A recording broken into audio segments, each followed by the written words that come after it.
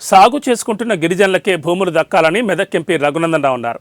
అమాయక గిరిజనులకు అన్యాయం చేస్తామంటే చూస్తూ ఊరుకోమన్నారు. సాగు చేసుకుంటున్న బిలాదాఖలు భూములను అక్రమ పద్ధతిలో ఇన్వెస్టర్లకు కట్టబెట్టేందుకు ప్రభుత్వం ప్రయత్నిస్తోందని మండిపడ్డారు. వెంటనే ఈ ప్రొసీడింగ్స్ ఆపాలని డిమాండ్ చేశారు. సంగారెడ్డి, రంగారెడ్డి జిల్లాల సరిహద్దుల్లోని వివాదాస్పద భూముల వద్ద వెలిమెల, కొండకల్ తాండా బాసులతో కలిసి ఆయన ధర్నా నిర్వహించారు. సంగారెడ్డి కలెక్టర్, ఎస్పీ వచ్చి సమాధానం చెప్పాలని పట్టుబట్టారు.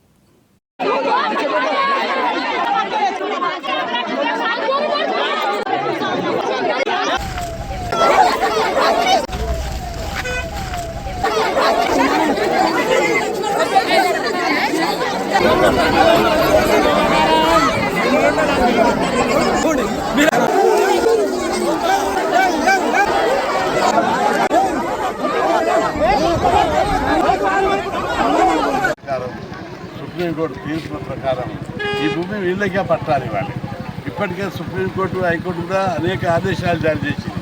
దీని మీద వీళ్ళు నిజంగా సాగు చేస్తుంటే వీళ్ళకి పట్టాలి అని చెప్పి హైకోర్టు చెప్పింది, సుప్రీంకోర్టు చెప్పింది. అయినప్పటికీ ప్రభుత్వం పారిశ్రామికవేత్తలకు, భూ కబ్జాదారులకు, భూస్వాములకు కోట్ల రూపాయల లంచాలు తిని మొత్తం వాళ్ళకి 100 ఎకరాలు ధారాదత్తం చేస్తారా? ఈ హైదరాబాద్ చుట్టూన్న భూములన్నింటినీ అమ్ముకుంటున్నారు లీడర్లంతా.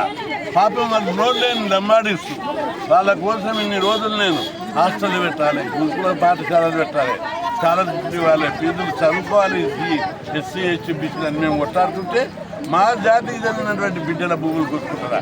ఖబర్దార్ చెప్తున్నా, ఆ భూముల మీద కబ్జాలు ఉన్నోళ్ళు, భూమి తీసుకున్న వాళ్ళు సరెండర్ చేసి మర్యాద వెళ్ళిపోవాలి. ఈరోజు చూశారు మా లంబాడ స్త్రీలు ఎంత పట్టుదల ఉన్నారు, ఎంత సిద్ధాంతపరంగా ఎంత జోషిగా ఉన్నారో. ఎవరికి వాళ్ళందరికీ కూడా నేను విజ్ఞప్తి చేస్తున్నా, ధైర్యంతో మీరు నిలబడండి, మీ భూములు మీకు ఇప్పిస్తాం. ముఖ్యమంత్రి రాగానే చర్చలు జరిపి పోలీసులకు కూడా డీజీపీ గారికి విజ్ఞప్తి చేస్తున్నా.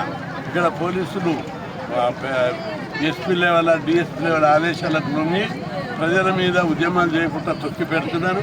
ఈ వైఖరి మార్చుకోవాలి. ఇది ప్రజాపాలన, ప్రజాస్వామ్యం.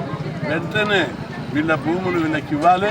లేకపోతే రాష్ట్ర వ్యాప్తంగా బీసీ, ఎస్సీ, ఎస్టీలు అందరూ తిరుగుబాటు చేస్తారని చెప్పి హెచ్చరిస్తున్నారు. ఇప్పటికే ప్రభుత్వం అంటే లంచగొండి ప్రభుత్వం దాకా పేరు పడిపోయింది. ఈ లంబాడాలకు మేము పూర్తి మద్దతు. భూములు వాళ్ళకి పట్ట